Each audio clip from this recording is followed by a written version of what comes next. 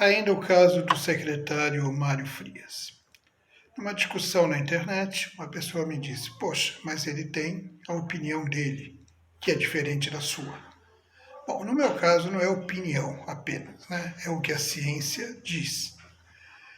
E o Mário Frias, obviamente, pode ter a opinião que ele quiser, só que na condição de secretário ele não pode colocar a opinião dele acima dos interesses públicos. E não pode utilizar num julgamento objetivo questões meramente subjetivas de opinião. Ele não pode penalizar, por exemplo, uma peça de teatro, porque ela proíbe que seja assistida por pessoas que não comprovem a vacinação. Não se trata de um direito de ir e vir, mas sim são regras. Um advogado não entra no fórum aqui em São Paulo, um advogado não entra no fórum em São Paulo se não apresentar a carteirinha de vacinação. É assim que funciona. São regras que existem para serem cumpridas e não para serem descumpridas justamente pelos guardiões, né, pelas autoridades dessa nação. E então não se trata de opinião, se trata de cumprir regras. E se trata também de preservar a saúde das pessoas, dos usuários daquele equipamento. Ou seja, um teatro, um cinema, uma sala de shows, né? Um ginásio, onde existem regras. Para você frequentar determinado local, você tem regras. Um fumante não pode fumar a não ser em áreas reservadas, não é que ele não possa fumar. Ah, mas eu sou contra essa. Eu também, você pode ter seu contra o que for, mas à medida que você é um secretário, que você tem uma função pública, você tem que cumprir essas regras. Ok? Então, acredito que parece que o Partido Rede já teria entrado na justiça para rever essa situação. Fora isso, na política, Deltan Dallagnol também se filiou ao Podemos e deve sair ao Legislativo.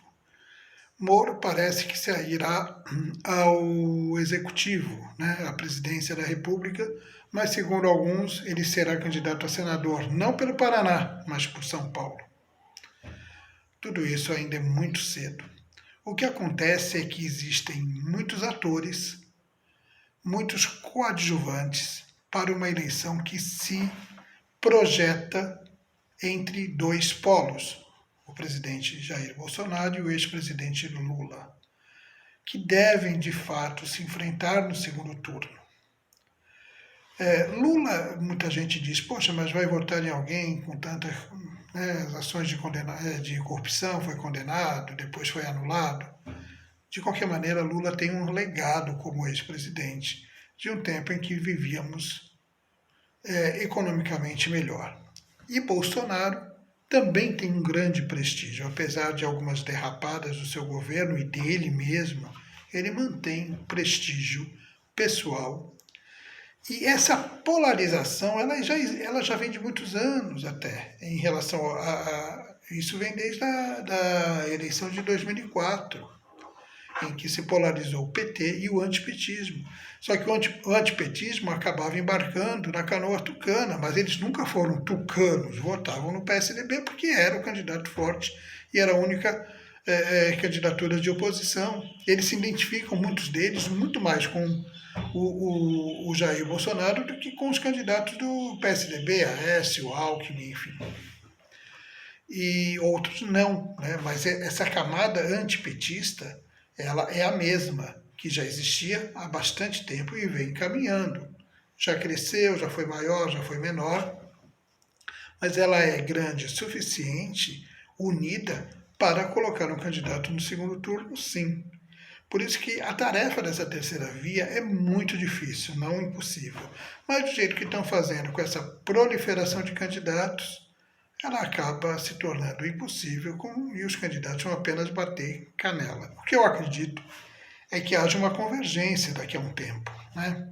Porque não é possível que todo mundo se lance candidato à presidência da República. Hoje apareceu até o presidente da OAB, querendo também ser candidato a presidente pelo partido que surgiu aí da fusão do PSL com o DEM. Então, assim, são muitos candidatos. Até Rodrigo Pacheco é candidato, agora aparece o Moro realmente tem uma projeção ali, como Ciro Gomes e tal, mas um patamar bastante abaixo do Bolsonaro, que é o segundo colocado, já que Lula lidera as intenções de voto. Claro, pesquisa é uma fotografia do momento, muita água vai rolar. Eu acredito que, inclusive, em favor de Bolsonaro, porque a economia tende a melhorar. Eu acho que a pior fase de governo e a pior fase de Bolsonaro foi agora, com as aberrações em relação à pandemia e com os reflexos econômicos, da falta de um projeto econômico. Só que o Brasil é um país grande, é um país pungente, um país de gente trabalhadora e um país que vai crescendo pela própria necessidade.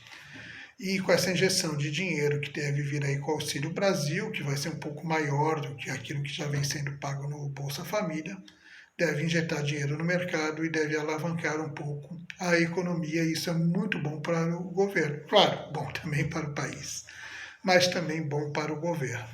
Então, as projeções são essas hoje: Bolsonaro, Lula, com a terceira via patinando, batendo cabeça e dando canelada. Né? O Ciro hoje já está falando mal do Moro, um outro fala mal daquele outro, e enfim, não se entendem e não sei se vão se entender.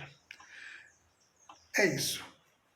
Sem grandes novidades, vai ter agora a convenção do PSDB dia 15, né? Convenção que está pegando fogo. Hoje o Dória voltou a ser considerado ali como favorito para ganhar.